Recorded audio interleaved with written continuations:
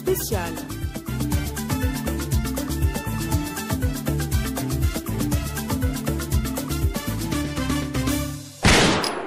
أيها المناضلون من أجل القضية الوطنية، أنتم الذين سيستصدرون حكمكم بشأننا، نعني الشعب بصفة عامة والمناضلين بصفة خاصة.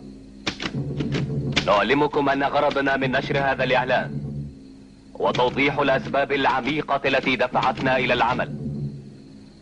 إن هدفنا هو تحقيق الاستقلال في إطار الشمال الإفريقي، ورغبتنا هي أن نجنبكم الالتباس الذي يمكن أن توقعكم فيه الإمبريالية وعملاؤها وبعض محترف السياسة الانتهازيين.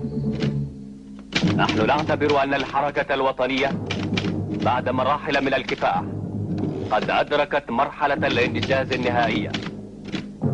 فإذا كان هدف أي حركة ثورية هو خلق الظروف الثورية للقيام بعملية تحريرية، فإننا نعتبر أن الشعب الجزائري في أوضاعه الداخلية ملتف حول قضية الاستقلال والعمل. إن أحداث المغرب وتونس تمثل عمق مراحل الكفاح التحريري في المغرب العربي. إن أهدافنا الأساسية هي الاستقلال الوطني بواسطة إقامة الدولة الجزائرية الديمقراطية الاجتماعية ضمن إطار المبادئ الإسلامية لتحقيق الوحدة الشمال إفريقية في إطارها الطبيعي العربي الإسلامي. إننا مصممون على مواصلة المعركة وواثقون من عواطفكم المعادية للاستعمار. إننا وهبنا أفضل ما عندنا للوطن وهي حياتنا. Bonjour et bienvenue à tous dans cette page d'histoire dédiée au déclenchement de la guerre de libération nationale le 1er novembre 1954. Dans la nuit du 31 octobre au 1er novembre 1954, entre minuit et 1h du matin, plusieurs actions révolutionnaires sont organisées dans plusieurs villes et localités de l'Algérie, à Batna notamment, Aris, Khnchla, Zazga, Alger, Mostaganem, Blida, et dans d'autres circonscriptions administratives de l'Algérie à l'époque. Les premiers combattants de l'armée de libération nationale, l'ALN, vont faire leur apparition de façon spectaculaire dans les Aurès.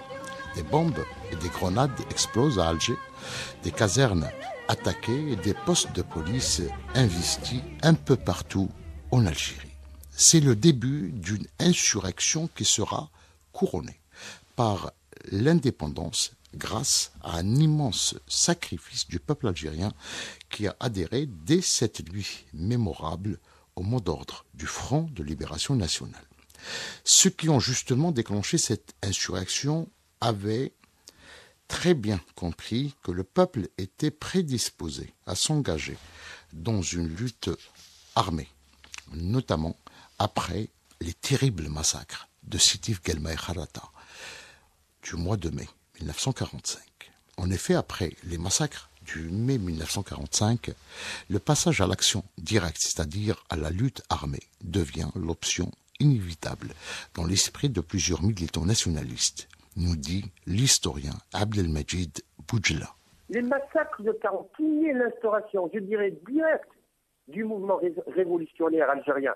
Quand en 1947, le MTLD se dote de l'OS, organisation spéciale, un organe secret au sein du MTLD qui avait pour principal but et mission de préparer l'action militaire, à savoir, primo, engager des militants convaincus par le choix révolutionnaire, les entraîner, un entraînement, les réduire à un entraînement dans des endroits sûrs et secrets, collecter les armes qui, principale mission de Moustapha Ben Boulid et d'autres militants, et puis se préparer pour le grand jour J, c'est-à-dire le 1er novembre 1954.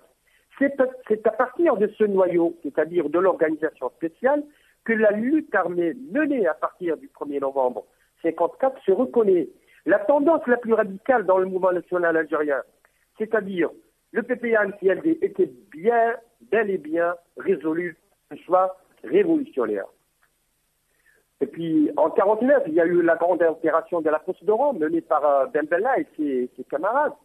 c'était pour ramasser de l'argent et pour acheter des armes.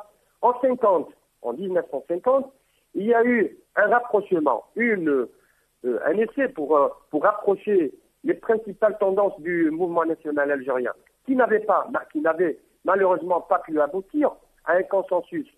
Et puis, après, en 1953, il y a eu la scission au sein du parti de Messali, au sein du MTLD. C'est la scission qui a permis aux militants de l'OS, qui ont fort bien assimilé l'expérience nationaliste et tiré les grandes leçons du combat des Algériens durant le 19e et 20e siècle, avaient pour devoir de mettre en marche la révolution, c'est-à-dire le choix. Ils avaient, ces militants convaincus, engagés, il y avait le choix et la vision mature. C'est là qu'intervient le CRUA, qui est vite devenu l'organe politique FLN et l'aile militaire ALN.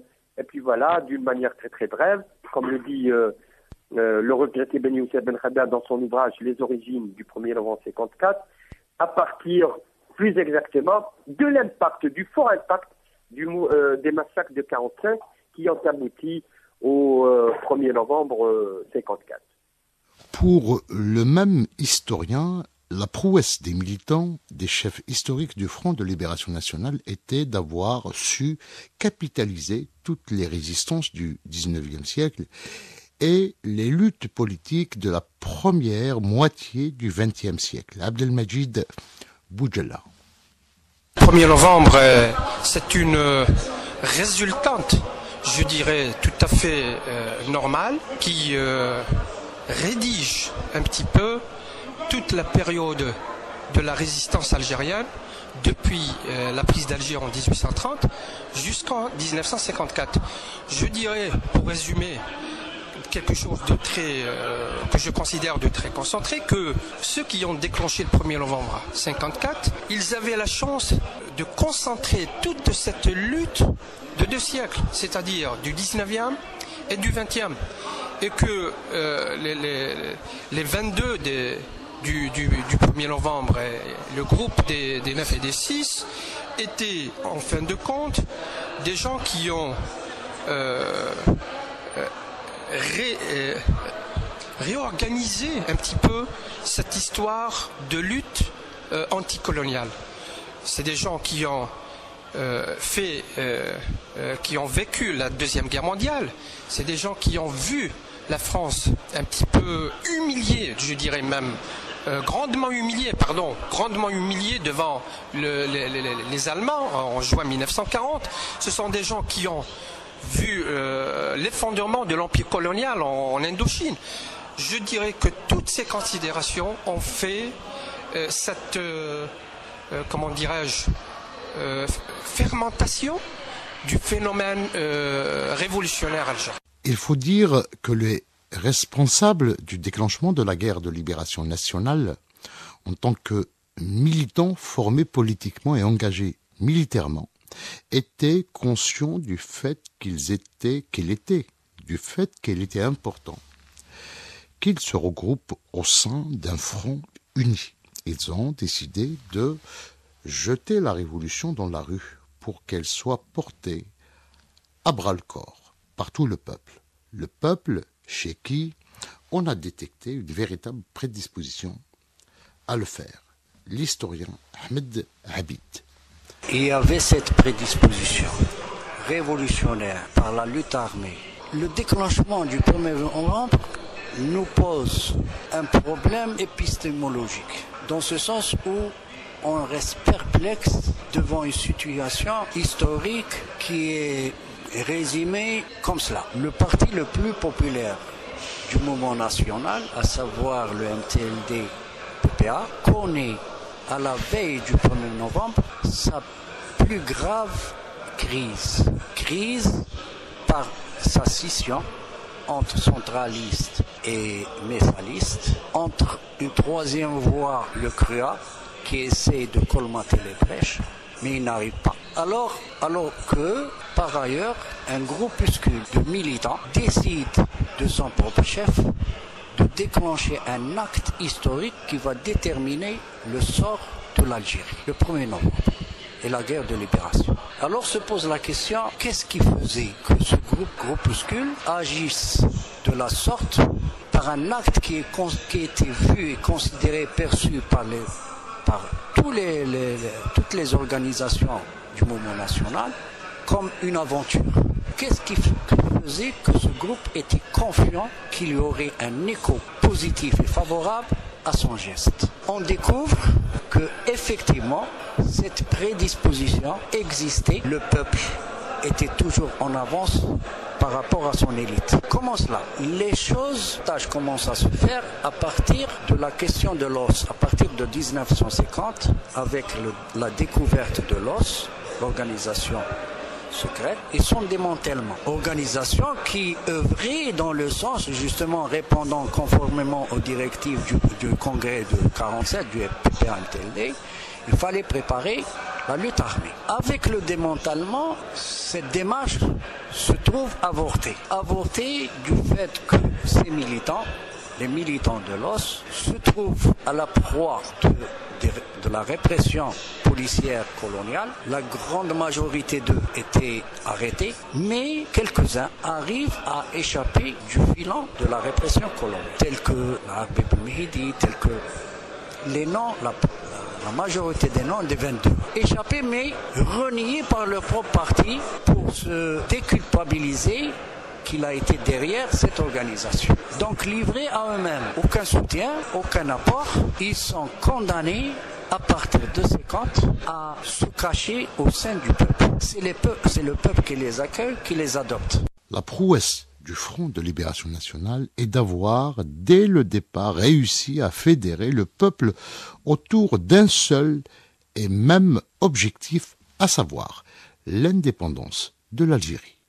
À une démarche éclectique qui unifie, qui transcende les contradictions internes du peuple et qui arrive à l'unifier autour d'un point commun, d'une revendication commune, d'une aspiration commune, à savoir l'indépendance. Et effectivement, il a réussi avec le FLN et donc avec sa déclaration à canaliser le peuple autour de ce point commun auquel tout le monde s'accorde, qu'on soit de l'UDMA, qu'on soit ulama, qu'on soit de gauche, qu'on soit de droite, tout le monde ne peut pas contester, ne peut pas être différent autour de cette question, l'indépendance. Et c'est dans ce sens, eu égard après la tractation du FLN autour de l'adhésion des autres courants, des autres partis du mouvement national à sa démarche, à son acte, une fois qu'il avait constaté qu'il avait réussi dans son coup, il impose une adhésion individuelle et non partisane. Les Algériens sont appelés à adhérer en tant qu'individu et non en tant que militant d'un courant ou d'un autre. Et donc, tout le monde s'aligne, tout le monde s'unifie autour de cette revendication consensuelle, commune, nationale. C'est en ça où je trouve effectivement que la déclaration répond à cette aspiration, répond à cette vision, à cette visée des choses. On retrouve des militants de l'OS venant de l'Est et se réfugiant à l'Ouest et vice-versa. C'est comme ça qu'on retrouve ceux qui ont participé au déclenchement du 1er novembre. Si on prend l'Oranie comme exemple, les 3 militants, l'Arbib al-Mehdi, Ramadan Al-Melk, Amos Taganem, Boussou et autres, qui sont des gens du Constantinois. Vivant au sein du peuple, ça va leur permettre de sonder la prédisposition de ce peuple. Et effectivement, on ne cesse de relever des exemples d'actes armés, violents, agressifs de la part de ce peuple dans différentes situations, qui fait que effectivement on est en face d'un climat insurrectionnel populaire, de multitudes d'exemples qu'on peut relever. Eu égard à ce climat-là, effectivement, on comprend que les 22, sondant cette prédisposition, étaient confiants de leur acte, étaient sûrs de leur coup. Et comme disait l'Arbib al-Mehdi, jeter la révolution dans la rue, le peuple l'accueillera. Qu'est-ce qui faisait qu'il s'avançait donc comme ça? C'est justement son vécu, sa proximité avec le peuple, le vivant d'en bas. Et donc, pris sous cet angle, effectivement, le déclenchement, l'acte des 22 nous paraît compréhensible, acceptable, sans surprise. Dès le départ, les chefs historiques de la révolution algérienne avaient pris la décision de s'adresser directement au peuple algérien à travers un texte devenu depuis un texte fondateur dans l'histoire de l'Algérie. La proclamation du 1er novembre 1954, dans laquelle sont expliqués les objectifs et les moyens de la lutte de libération nationale. Rabah Zamoum, neveu de Ali Zamoum, le Moudjahid, qui a été chargé de chapeauter l'opération de transcription puis du tirage de la proclamation du 1er novembre à Ered Moula. Rabah Zamoum. Et ça, c'est Ali qui le raconte, qu'il racontait. Il a donné le texte à l'Aïchaoui. Et l'Aïchaoui s'est mis à lire un texte qu'il allait taper. Bon, il allait faire un travail, il est réquisitionné pour ça, mais quand il a lu le texte, il est resté figé. Proclamation au peuple algérien, aux militants de la cause nationale, vous qui êtes appelés à nous juger, nous résolus à donner le meilleur de nous-mêmes à la patrie. C'était une déclaration de guerre et il s'attendait pas. Figé. C'était là autrement, c'est vrai que les militants, s'étaient engagés depuis des années, ils poursuivaient plusieurs choses. Il y a, si vous voulez, plusieurs sentiments. Évidemment, la satisfaction d'avoir un texte fondateur comme celui-ci, parce que c'est une référence. Pour nous, je ne parle pas pour moi simplement, pour le pays, pour les Algériens, les citoyens et les citoyennes. Donc ce texte est d'une force extraordinaire. Il y a des émotions, il y a des sentiments, il y a de l'engagement, il y a de la vérité, il y a de l'honnêteté, il y a de la conviction, il y a l'amour du patrie, l'amour du pays, l'amour des autres, des citoyens et des citoyennes. Donc tout ça est contenu dans ce texte. Il y a aussi une chose qui se dégage et qui est extraordinaire, que malheureusement on ne retrouve pas toujours, c'est la force du texte, du sens. Il est convaincant. Quand le texte s'adresse au peuple, aux citoyens, il est convaincant. Ton devoir est de t'y associer. C'est-à-dire qu'on pousse l'Algérien au bout. Pas au bout du fusil, mais au bout. Il faut t'associer ou là te démarquer. Il n'y a pas de position mitigée. Donc dans tout ça, il y a du sens. Et ce qui est formidable encore, c'est qu'à la relecture, aujourd'hui, ce soir, à la veille d'un 1er novembre, chez vous, il garde encore toute sa valeur, il garde encore tout son sens, il garde encore toute sa signification. Il reste encore comme si on dit voilà un texte fondateur pour l'avenir. Pour l'avenir, il est encore valable. C'est un texte qui nous interpelle encore, qui nous appelle, qui nous demande de nous y associer, de le rejoindre, de le prendre en charge, de l'animer, de le redynamiser et de, refaire encore un 1er novembre. Moi, je crois qu'avec du recul, je crois que ces hommes-là, et les femmes aussi de l'époque, mais ces hommes-là sentaient déjà l'engagement, le processus qu'ils avaient mis en branle, le mécanisme ou la dynamique qu'ils avaient impulsé. La proclamation, c'est une étape. Il ne faut pas oublier qu'Ali Zamoum avait été très jeune à l'époque. Son frère aîné, c'est Salah, il était un peu plus âgé, il avait 5 ans de plus. Mais il y avait beaucoup de militants qui avaient 17, 18, 19, peut-être 15, 16 ans. C'était des jeunes. Donc, avec la fougue, la hargne, l'engagement, la conviction, la proclamation était une étape. Parce que dans leur tête, dans leur âme et dans leur vécu, le mécanisme est engagé. Ils avaient impulsé quelque chose qui n'allait pas s'arrêter, qui allait se déclencher tôt ou tard.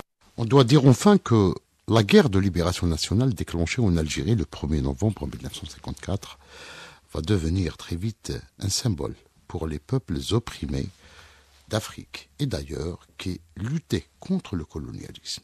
La détermination et les sacrifices consentis par les Algériens ont inspiré d'autres mouvements africains cherchant à se libérer du joug colonial.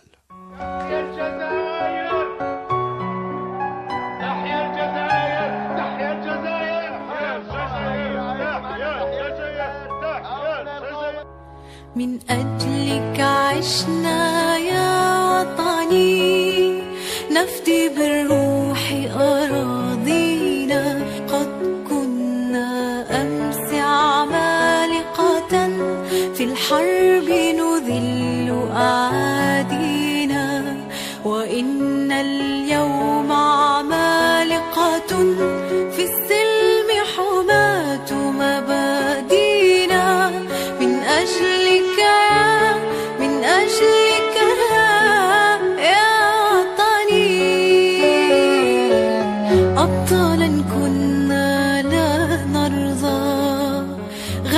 الأمجاد تحيي